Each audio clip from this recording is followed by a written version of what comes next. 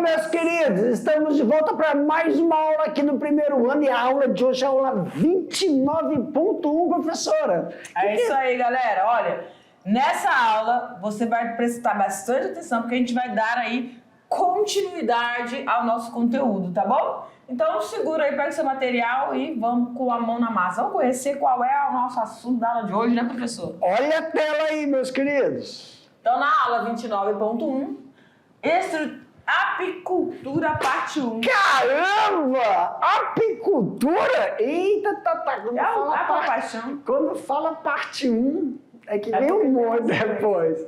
Então vamos lá, ó. Apicultura. Nós vamos ver então aí sobre o que é apicultura primeiro, o conceito, a linha do tempo, depois produção. O que se entende por produção da apicultura? E depois características das abelhas, tá? Porque a gente tem que saber dessas características. A gente já falou de apicultura lá na unidade 1, a gente está na unidade, que unidade nós estamos, professor? Fácil ideia, né, professora? Quer me derrubar? Fala logo que tu quer me derrubar, porque tu sabe que eu não sei disso. Olha, então, mas a gente já falou ali sobre as características, né, sobre como que é esse processo, mas agora a gente vai falando então aqui desse alinhamento, tá bom?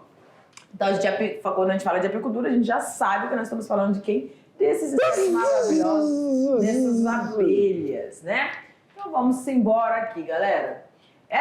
Esse processo de criação, né, desses animais, dessas abelhas, esses insetos, artrópodes aí, tem um fim para a produção de mel, de própolis e também estabelecer as colmeias, as novas colmeias. Eita, tá. Uma coisa muito importante aí. Quando a gente fala de estabelecer novas colmeias, é todo um processo, tá, Bita? Todo um processo. Por quê, professor? Não pode ter competição. Quando você fala em estabelecer novas colmeias, você está realizando a abertura de novos territórios.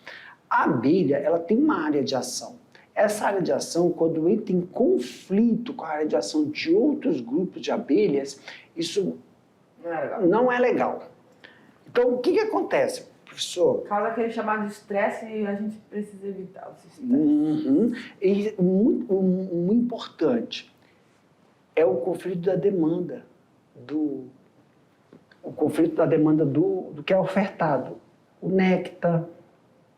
Você pode ter uma baixa, né, dessa produção. Porque não tem essa demanda para elas. Porque a abelha é sobrevivência. Sobrevivência do mel não é só alimentação.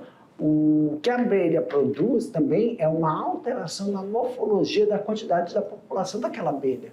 Quem vai definir a alimentação delas, quem define quem é operária, quem é rainha, quem é zangão. Então tem que tomar muito cuidado nessa demanda.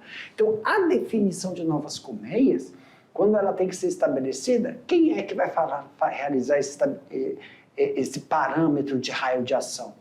O produtor, o apicultor, se ele tiver esse conhecimento, quando ele tem bastante tempo, somente nesse processo de produção. Calma aí, que eu já estou enveredando para o pessoal do SAFES, que tem que ter um engenheiro florestal para realizar esse processo de caracterização. Agora, deixa eu falar, ponto que eu misturei as coisas. Calma. Que acalma. Então, quando a gente está falando aí acontece, né, professor? A gente mistura aí porque está trabalhando as duas. Vamos lá. Quando a gente fala de apicultura, a gente está falando da atividade, então, dessa espécie que a gente tem aí o nome científico Apis mellifera, tá bom? Essas abelhas, elas foram trazidas ao Brasil da Europa por imigrantes, né? E aí, quando esses animais foram introduzidos nossa região, houve todo um processo de adaptação e aí eles tiveram aí um banquete, né, da vegetação presente no nosso bioma amazônico. E aí, quando a gente fala das caracterizações das produções que nós podemos ter a partir desses animais, então nós vamos falar aí sobre as finalidades, né, ou seja, a criação para a produção do mel, a criação para a produção do pólen apícola, do própolis, e aí quando a gente está com aquele resfriado, início de resfriado, ou um processo gripal, né, viral, você vai utilizar aí desses que acabam sendo como uma medicação, né? Própolis, a geleia real, muito utilizada aí em várias receitas na culinária, da autogastronomia, a cera e a apitoxina, tá? Que é o veneno das abelhas, também utilizados aí com fins medicinais. Então você pode observar que dentro dessa criação você tem um leque produtivo muito grande. É como se fosse um cardápio, né, bem variado de produtos que podem ser fornecidos ou produzidos a partir desses insetos. O mais importante, galera, ai, meu Deus. O mais importante é contribuir... Cadê? Nossa, agora ficou gigante. Peraí. O mais importante, então, é contribuir para o aumento dessa produção agrícola por meio de quê? De um processo que elas vão realizar naturalmente, que é o processo de polinização. Ai, que coisa! Tudo bem? Então, vamos lá. Características das abelhas.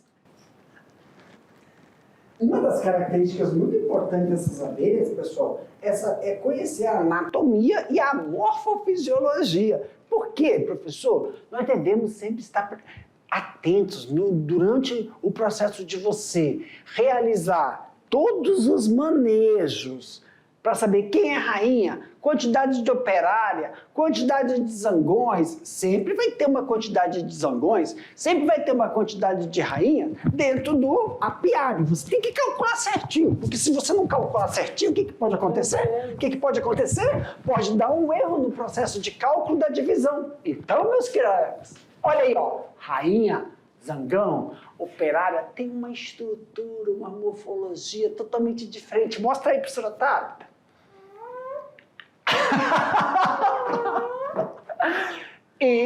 Então, nós podemos ver que o abdômen da rainha é bem proeminente. A caixa torácica da rainha também tem uma Robusticidade?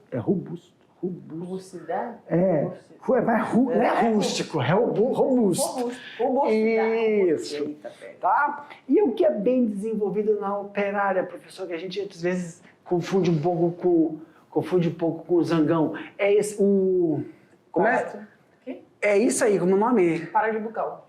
Aparelho bucal, mas tem um nome, não é? Aparelho bucal tem um... Picador. Sugador. Probóscide, não é probóscide, mas é sugador, né? Isso, é bem desenvolvido. E também as perninhas, né?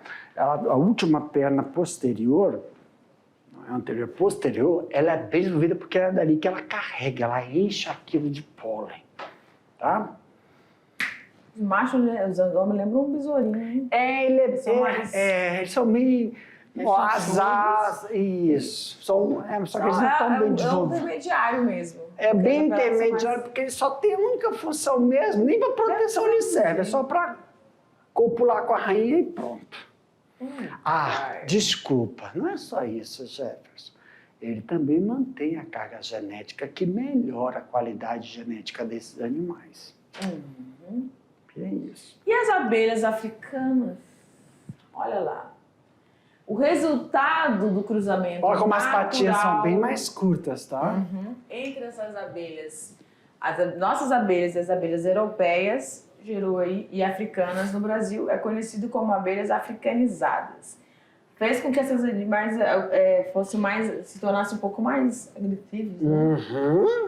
É isso. E ela tem ela é mais essa penugem, se eu posso falar penugem. Esses pelinhos, eles são mais intensificados nessas espécies, né? População de um enxame. Aí você tem essas proporcionalidades, né? Da existência da rainha, que precisa ter essa rainha para que ela possa gerar essa diversidade de operários e os zangões. E também você tem aí um quantitativo de 80 mil operárias. Elas, como a gente vai ver durante a aula, elas vão ter diferentes funções, mesmo elas sendo classificadas como operárias, existem operárias com categorias, podemos dizer assim, né, professor? Essas categorias vão ter uma funcionalidade dentro e fora dessa colmeia. E aí você tem um percentual de 0 a 400 zangões, professor? Perfeito. O que é que significa isso? É por causa que tem uma média de 0 a 400 zangões.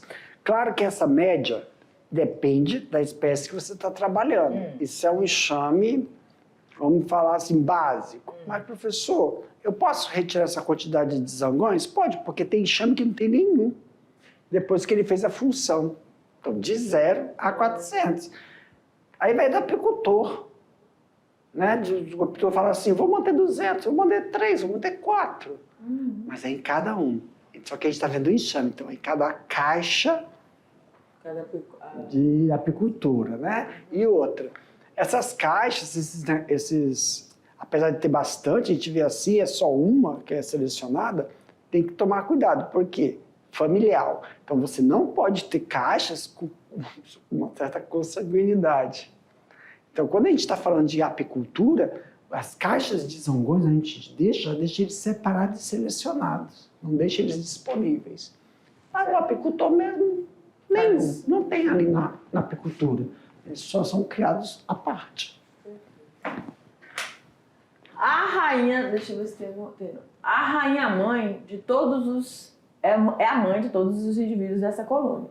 Só existe uma rainha na colmeia e que pode ser fecundada ao realizar um voo nupcial. Então é interessante que é o comportamento desses animais, né? Desses insetos. Você vai ter uma situação que vai preparar para esse processo de fecundação dessa fêmea. E aí tem todo um processo de... Um ritual. Porque assim, ó, naturalmente, como é que acontece uma divisão de uma colmeia naturalmente? Aí tem pessoas que falam assim, naturalmente é quando acontece um... Como é que fala? Alguém se revolta com alguém... Rebelião. Uma rebelião. Mas aí, na verdade, quem são os apicultores vão falar assim, é uma rebelião. Mas essa rebelião vem por quê? Ou tem que... Porque a gente não está falando de apicultura, a gente está falando do natural. Ou se acontece algum evento e diminui a oferta de nutrientes para aquela colmeia, ou a colmeia aumenta muito, e ali é o... Preciso dividir. Isso aqui não vai aumentar mais, porque não tem nenhum homem lá fazendo que aquilo aumente a quantidade de flor. Só que a colmeia aumentou, dobrou, triplicou. Então, ela tem que fazer essa divisão. Isso causa uma rebelião. Tem, sim. Aí, disputa, né? De espaços, disputa de... Causa uma rebelião. Isso quando não acontece, por exemplo, um ataque de um outro animal para pegar a colmeia, comer, entendeu? Isso acontece. A rainha ela pode viver até 5 anos, no entanto, nas condições tropicais brasileiras, a sua vida útil é de aproximadamente 2 anos. Muito período baixo. que ela vai, período que ela vai estar aí gerando essas descendentes. Pode ser a operária ou pode ser o zancão, tá? As abelhas operárias, elas são responsáveis por todas as tarefas dentro e fora da colmeia. E essas atividades vão obedecer uma escala de trabalho que normalmente está associada com, isso que a gente diz, né, classificando na biologia aí, a vida em sociedade dentro das abelhas, né, os cupins também, associada com a idade do indivíduo e ao desenvolvimento das suas glândulas. Glândulas, professor? Quando a gente fala lá na biologia, as glândulas têm várias funcionalidades dentro do nosso organismo, né? Algumas vão secretar determinadas substâncias dentro do nosso organismo, algumas vão secretar para lá fora, e aqui também a gente vai ter essa variedade, tá bom? As operárias, elas são conhecidas como faxineiras e vão ter a função... A gente estava falando de quê ali? Não era delas mesmo? Não, lá a gente estava falando assim... Das operárias? Não, as glândulas vão definir toda a ação dessas... Por quê? Porque a gente fala operário de forma geral. Mas essas glândulas vão dar um amadurecimento... E qual é a função hierárquica das operárias? operárias. Isso mesmo. Aí, ó, por exemplo, quando você está lendo aí, lê. As abelhas operárias são denominadas de faxineiras. Faxineira. Então tem a categoria faxineira. Elas têm a função de limpar a colmeia, os depósitos de mel e as células de nascimento das abelhas operárias, rainhas e zagões. Ou seja, como o próprio texto está dizendo aqui, essas faxineiras vão limpar o próprio ambiente onde estão as outras operárias que têm as outras categorias. E né? tem as operárias. Passa aí, você está fazendo o mesmo lâmina. Não, falta. Aí tem as operárias, essas operárias que não são faxineiras, além de serem faxineiras de compartimento diferente, tem operárias que são guardiãs. Elas ficam Vai ficar ali sobrevoando ali, e, na verdade elas são guardiãs, né? São sentinelas. E aquelas que vão sinalizar, elas vão atrás do alimento. Essas que estão aqui, e elas vão, ficam por um raio, mas é só para verificar, elas não estão indo colher, tá? E tem as operárias que colhem. E tem as operárias, está escrito aí, negócio é uma clã de operárias que elas são responsáveis por distribuir o alimento. Lá dentro. Tudo bem? Então tem várias definições de operárias. Aí depois, quem faz essas definições são essas glândulas, da forma que elas são nutridas. Aí essas glândulas vão dando a hierarquia para essas operárias. Alright. E quanto ao zangão, são indivíduos machos da comunidade. Não apresentam estrutura específica para o trabalho. É porque as operárias... boa. As operárias, elas são diferentes. Quem trabalha, o apicultor consegue diferenciar a operária que sai para colher. Não é a mesma que fica ali limpando e não é a mesma que tem as guardiãs, que elas têm o ferrão bem desenvolvido e elas produzem uma quantidade de veneno. Como é que fala? Veneno? Apitoxina? Mas eu tava vendo, aquele veneno em maior quantidade. Tá? Aí as outras não têm isso. Então até a estrutura para trabalho é diferente dessas operárias. Ele não apresenta nenhum. Poxa. Isso é função. E a única função dele, quando ele usa a função dele, morre. É verdade. Cruel. Cruel, mas não faz nada de morrer mesmo. Não, então, para o trabalho, a sua função da colmeia é só fecundar. Cada um tem... Tudo, quando a gente fala na biologia, tudo tem uma finalidade. Tem uma finalidade, mesmo que seja um pouco... Mas enfim. Poxa, aqui é legal esse quadro, né? Que é o quadro de desenvolvimento da vida dentro de uma colmeia. E é muito importante a gente saber cada etapa desse quadro para vários eventos. Tá? Por exemplo, aí nós temos rainha. A rainha tem um período larval, um período pupal, e quando nasce? Então ela nasce com 15 dias. 15 dias ela passa por todo o processo, período. Tem as operárias, nasce com 20 dias. Mas olha o período de pupa delas. Né? Isso. Um período longo. Bem longo para se desenvolver. Isso. E aí você tem... o zangão, que nasce com 24. Vou até falar nascer o bicho. Tem mais... E não tem tantas atribuições, né? Mas aí tem toda uma dinâmica. Por quê? E a pupa quase 2 semanas e meia. Isso. Então, se a gente for raciocinar, para ter o ovo é igual. Larva já tem uma diferença. Então, esse está totalmente ligado à nutrição, porque a larva se nutre. Então, aí tem um retardo por não ter tanta necessidade. Então, a gente já vê por que tem essa diferença. Muitas coisas, por exemplo, nós humanos, ou outros insetos, vamos comparar com insetos. Humanos foi 12, Jefferson. Vamos comparar com inseto, é a classe insecta. Tem aí alguns que o controle, a gente fala que é controle higiênico. Aí não, é um controle epigenético. Qual é a diferença, professor? Controle higiênico independe de questões externas.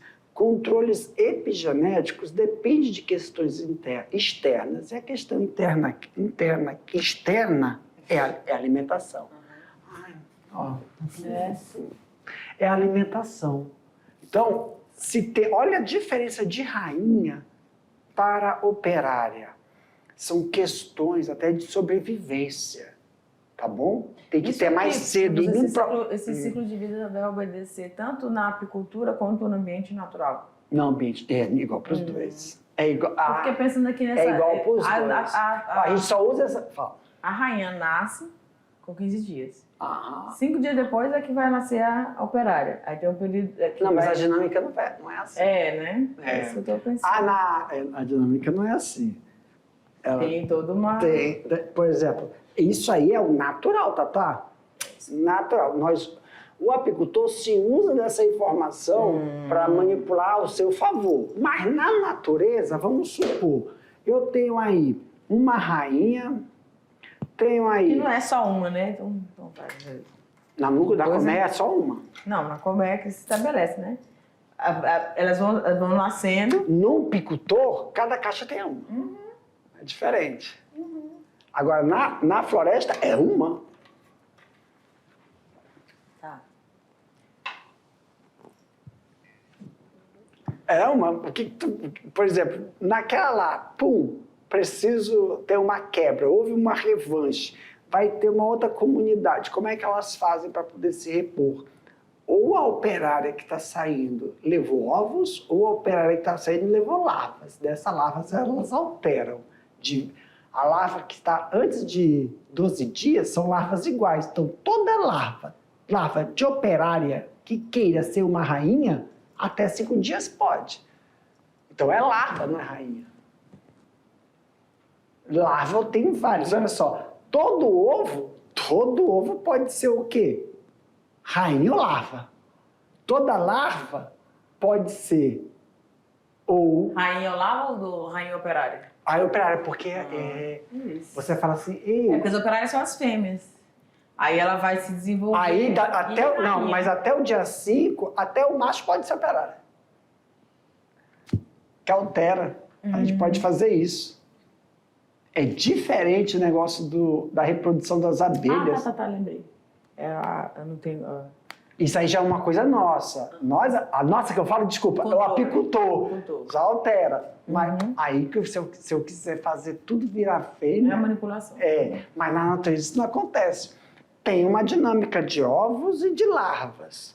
Essa dinâmica de ovos de larvas, até um período, 5 dias, 3 dias, eu posso manipular. Eu não sei quando é que o ataque deu, se foi em 3 dias. Entendi. Entendeu? Isso significa que não existe ovo da rainha. O ovo vai dar só rainha. É isso. Tem um período. Ou é 3 dias, ou é 5 dias para você alterar. 3 dias você leva o ovo, eu altero. Até 5 dias eu altero. Depois disso não tem como. Entendi. Perfeito. Aí, ó, pra gente... tá. Volta lá. Aí, só voltar lá rapidinho. Aí a gente está vendo um voo e aonde ocorre o processo de captação. Para você ver.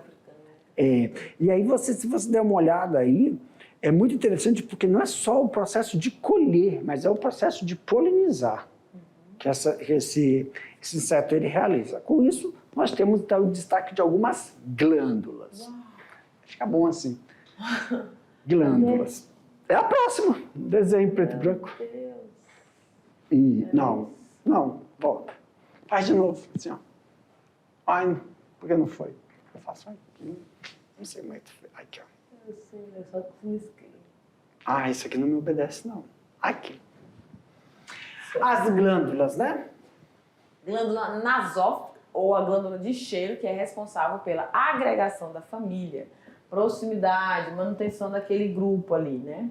A glândula que produz veneno atinge a maturidade com 19 dias. Então, a glândula de veneno ali posicionada na região do abdômen, né, na parte posterior, e a glândula nasófaga, a parte superior do abdômen. E as glândulas salivares. Também temos a glândula mandibular e as glândulas de produção de cera, né, as glândulas serígenas. Então, Então, cada uma localizada numa região do corpo desses animais e vão fazer aí determinar, como o professor Jefferson colocou, a categoria dessas... Por exemplo, até 19... essas glândulas que produzem veneno, elas estão maduras até os 19 dias. Então, existem juvenis que, dependendo do alimento, elas não vão ser, vamos supor, guerreiros. Não vão ter esse desenvolvimento. Tá? Então, apesar de você falar que uma operária é operária, volta lá o quadro, é 23, 20 dias? 20 dias, uma operária, então ela nasce operária, mas tem depois a classificação. Qual operária que ela vai ser? A partir dos 20. Tá? Mais um. Aí. As glândulas serígenas são em número de 4 pares e secretam a cera utilizada na construção dos favos. Aí a gente tem aí operária secretando cera. E até chamamos tem gente que chama de operária geral, mas na verdade elas são arquitetas, são elas que toda a estrutura que é produzida são essas aí, as outras não. Tá na região inferior. Para a produção de 1 quilo de cera. É do abdômen que é secreta. Estava vendo o posicionamento aqui, ó. É necessário que as abelhas consumam em torno... Meu Deus, para 1 quilo é necessário que elas consumam 7 a 8 quilos de mel para a produção de quê? O que será? Aí cá entre nós. Isso aí responde aquele negócio que a gente lê e tem medo de perguntar, né? Porque na natureza a rainha sobrevive bem mais do que no processo de apicultura. Porque, para você ver como é exigente o processo dela de produção de ovos para ter operária, porque além do alto consumo energético que tem de mel, né, tem que ter uma quantidade populacional para poder conseguir. Olha o tanto de mel que elas tomam. Mas isso é proporcional, tá? Ao trabalho. Muito mel. Mas é proporcional à população da colmeia, tá? Isso não é pura abelha, não. Da colmeia, não é pura abelha. Isso é muito importante a gente avaliar todo esse processo anatômico e de processo de padronização das funções dessas abelhas. Olha só, se a gente pegar e só reforçar na dinâmica do processo de como se tem a colonização, como se tem a padronização, porque a gente pegou e falou assim, exemplo, a rainha constituir um indivíduo, né? Constituir a colônia. Então, quando a rainha vai constituir um indivíduo, vai constituir a colônia, uma população chega de... Quando está falando quando ela já alcançou e ela vai ter aquele processo de rebelião. Isso. Então, olha só, 2 anos só, aproximadamente, de vida. Então, a cada 2 anos, já se faz a divisão de uma colmeia. Na apicultura. Não natural. Na apicultura, tá? Só que na natureza, ela vive bem mais, porque não tem essa dinâmica toda. Então, a gente... por causa da produção do que elas gastam para consumir. Então, na verdade, a gente foi para pensar, para tu ver como tudo é feito... energético. Hã? Tudo é base de energia. Não, tudo é feito bem balanceado. Na apicultura. Na apicultura não, na natureza. Porque ela vive bem mais. Uma colmeia não é tão grande se você não tiver alguma... Porque a gente não tem urso. Quem é o predador de abelha em outros países? São os ursos. Aqui estão mandando assim conseguir, que não é, já estão acabando, então não se tem isso de divisão. Então elas têm uma sobrevida muito grande, 5 anos. Na apicultura não, a exigência do produto é mais. Você tem um desgaste nela. Quando a gente pega e fala de operárias, tem um desgaste de operárias. Por que tem um desgaste de operárias? Porque isso é tudo muito lindo, isso é tudo muito bonito quando a gente está falando de um setor que está no ambiente. Quando a gente fala ali, tem as questões. Por isso que é importante tocar nas questões de a utilização de fertilizantes, agrotóxicos em ambientes naturais. Por quê? Quando você está em um ambiente cultivado é o quê, Tatá? É um ambiente agrícola. Não pode ter ambiente cultivado próximo de florestas. Porque essas abelhas mesmo, elas estão em ambiente de floresta. Principalmente o apicultor, ele faz as suas migração, quando a apicultura é migratória, em ambientes florestais. Não que eu estou falando que é errado utilizar alguns determinados fertilizantes, mas quando você usa de acordo com os parâmetros, por exemplo, tem gente que vai fazer pulverização e para aquele vento e vai levando partículas. E aí, esse processo de levar partículas, por menos concentrado do que ela esteja, essas partículas, esses animais são muito sensíveis, porque eles também são biosinalizadores, bioindicadores, que fala, bioindicadores. E com isso, o que pode alterar?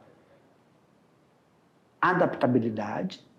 Uma abelha dessa, meu pensamento, por uma abelha dessa, entrar sempre em contato com algum desse tipo de contaminante e menor, ela tem uma adaptabilidade. Que isso, alguém vai falar assim, mas isso não vai passar, Jefferson. Isso não vai passar para onde? Para sua descendência, porque elas são inférteis. A abelha, a operária, ela é infértil, mas aumenta a demanda da rainha. Sim. Isso também pode alterar o produto, porque se eu, não passa. Eu estou falando por indireto. Elas não se reproduzem. Mas se você está contaminando pólen, a produção é contaminada. A alimentação é contaminada. Isso chega na gente, indiretamente chega na gente, pela quantidade. Por isso que temos um período de vida da rainha reduzido. Isso significa um excesso de produção de operárias, então exacerba essa produção, qualidade de vida cai também. Por isso que é muito importante quando a gente se fala de fazer um levantamento, quando você vai fazer principalmente repasto floral. A gente não sabe aonde... Tem a variedade que tem, né? Para repasto floral. Para ela produzir. É muita produção. É mel, é cera, é própolis, é muita produção. E aí, quando a gente chega nesse quadro e observa toda essa dinâmica, que é uma dinâmica natural, mas essa dinâmica natural ela pode ser transferida para uma adaptação. Uma adaptação do quê, professor? Por exemplo, é muito importante frisarmos que quando a gente tem esse conhecimento da onde podemos realizar alteração... Em que momento? Em que momento? Fêmeas, e alteração em que momentos? Machos. Para evitar, eu vou falar essa palavrinha que eu estou achando outra, consanguinidade, para evitar a heterogeneidade, ficar mais heterogêneo. Quanto mais heterogêneo é, melhor a produtividade. O que é a produtividade em mel? A abelha não... A abelha, olha como é que é incrível a apicultura. A abelha, o cruzamento dela não é para a qualidade do mel. O cruzamento dela é para a quantidade de mel, porque a qualidade está atrelada ao repasto floral. A abelha, se ela produz muito mel, agora aquela acidez, a doçura, quando tu prova o mel e ele tem uma característica diferente, isso é o... Como é que a gente chama? Que é ofertado. Isso é... Como é que eu falo? Quando vem essa palavrinha, não vem na minha cabeça. É o que é transformado, que é produto lá. Esqueci o nome. Então, isso que tem que ser transformado em mel. Ela tem a capacidade genética de produzir bastante, mas a qualidade vem desse repasto fora, mas vem do... Meu Deus do céu. Não vai lembrar depois. E não é só o mel. Elas também fazem o própolis. Elas também fazem a geleia. A geleia real. E do própolis, da geleia real, isso também é ofertado para questões cosméticas e questões farmacológicas. Não estamos falando mais... Tem a toxina também. Tem também esse processo de você produzir, né? Por exemplo, já sabemos que essa toxina, ela está no veneno, e no veneno ela só consegue amadurecer esse veneno com 19 dias. Já tem isso. Não. Nasce com quanto? Com 20. Então já está amadurecido já dos 19... 19 dias após que ela nasceu. Sim. 19 dias após. E o que acontece com isso? Temos bastante essas toxinas que você falou sendo produzidas comercialmente. Como é que tu acha que eles fazem isso? e dando mais demanda para a abelha poder fazer mais operário. Viu só a demanda que é para uma abelha, o gasto que ela tem? Porque a toxina proporcionalmente é pouquinha. Então tem que matar uma. Ninguém fala sobre isso. É muita produção. É isso.